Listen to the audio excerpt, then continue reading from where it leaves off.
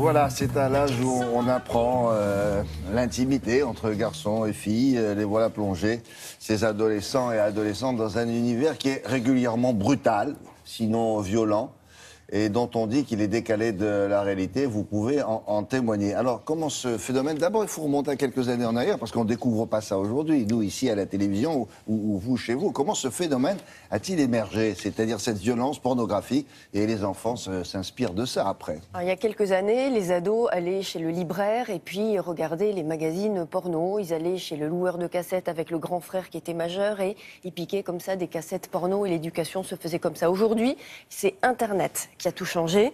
L'accès à des images auxquelles les jeunes n'avaient pas du tout accès avant. Ces images sont en accès gratuit et c'est ça le problème. Ce sont des images gratuites et sans filtre. Tout le monde y a accès. Il n'y a pas de limite minimum d'âge. Le phénomène a démarré en fait en 2006. 2006, c'est la création d'un site d'images porno qui s'appelle YouPorn. Et or, dès la 6e aujourd'hui, on équipe régulièrement nos ados de portables. Oui. Et par le portable, évidemment, on a accès par Internet à toutes les images, d'autant qu'il n'y a pas tout le temps de contrôle parental sur les portables. S'il y avait contrôle parental, autrement dit, si par moment les parents disent tiens, prête-moi ton portable, on peut vérifier que l'enfant a consulté ces sites-là? Absolument, il y a un historique quand vous allez sur Google, dans tous les moteurs de recherche, il y a un historique pour voir vers quel site votre enfant est. Ça ne s'efface pas. Ça ne s'efface pas. Si, les historiques peuvent s'effacer. Mais ça vaudrait vraiment le coup de faire un sujet avec Laura. Oui, ouais, absolument. Enfin, avec Laura du web. Absolument. Donc l'enfant, il n'y a pas de jugement moral là-dessus. Les pédopsychiatres tirent la sonnette d'alarme aujourd'hui. C'est pas un jugement moral, c'est juste que l'ado, 12-14 ans, n'est pas outillé mentalement aujourd'hui pour recevoir la violence, le choc de ces images. Pourquoi? Parce qu'il est à un stade où il découvre à peine son corps, il découvre à peine son intimité, ses sensations, ses émotions, sa sensualité, et prendre de plein fouet comme ça des images de cette violence-là, eh bien, il y a une sorte de décalage, il y a une sorte de hiatus, et il y a des conséquences importantes sur la sexualité et sur le mental de l'enfant. On a vu une pédopsychiatre qui va nous expliquer.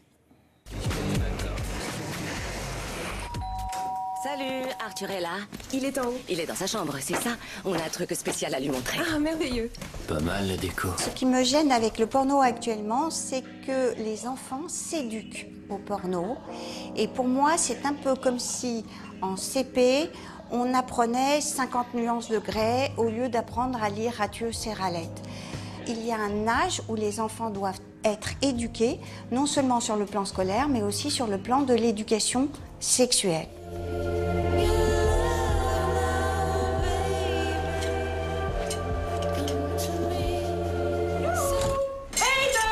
On se retrouve avec des adolescents, garçons qui sont coincés, qui pensent qu'ils ne vont pas être à la hauteur, des filles qui pensent qu'elles doivent être soumises. Donc on se retrouve avec des enfants qui pratiquent une éducation sensuelle que nous, on considère comme particulière, mais eux pensent que c'est normal.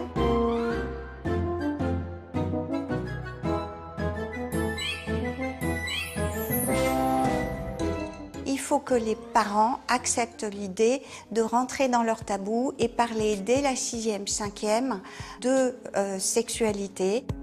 Ils peuvent être aidés par des sites ou par Titeuf. De ne pas hésiter à poser la question à leurs enfants s'ils ont déjà vu un site et d'en discuter. Il faut entendre ce qui leur a fait peur, entendre ce qu'ils craignent et bien sûr les rassurer par rapport à la réalité.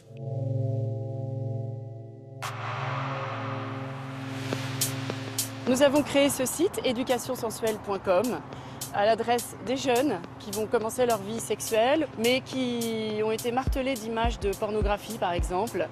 Et éducationsensuelle.com présente la sexualité à travers la sensualité, la douceur, les caresses, la tendresse, la complicité des corps, tout le contraire de la pornographie. Ce site présente notamment, et c'est sa spécificité, des petits films qui présentent la sexualité dans sa réalité, qui peut être beaucoup plus pédagogique que la pornographie pour les jeunes, qui veulent s'instruire, apprendre, connaître, et c'est bien légitime de leur part de vouloir connaître ce que c'est la sexualité. Alors Laurent, ça s'adresse aux adolescents. Est-ce qu'il y a des conseils aussi aux parents ? Les parents doivent expliquer aux enfants que la sexualité, ce n'est pas le porno, que la normalité, ce n'est pas les scènes qu'on voit dans le porno, que le porno, c'est des déviances sexuelles. Et ce n'est pas parce qu'on le voit à la télé, ce n'est pas une marche à suivre immuable. Il y a des déviances dans le porno. Ce n'est pas normal l'agressivité d'un homme sur une femme, les multipartenaires, la soumission des femmes à l'homme ou aux hommes, etc. Il n'y a aucune éducation sexuelle qui est proposée à l'école. Et c'est un petit peu ça le problème. Dès la primaire, on devrait éduquer les enfants à la sexualité. Il y a un site internet qui est fait pour ça, éducationsensuelle.com. Et puis les ouvrages, bien sûr, des pédopsychiatres. Merci beaucoup.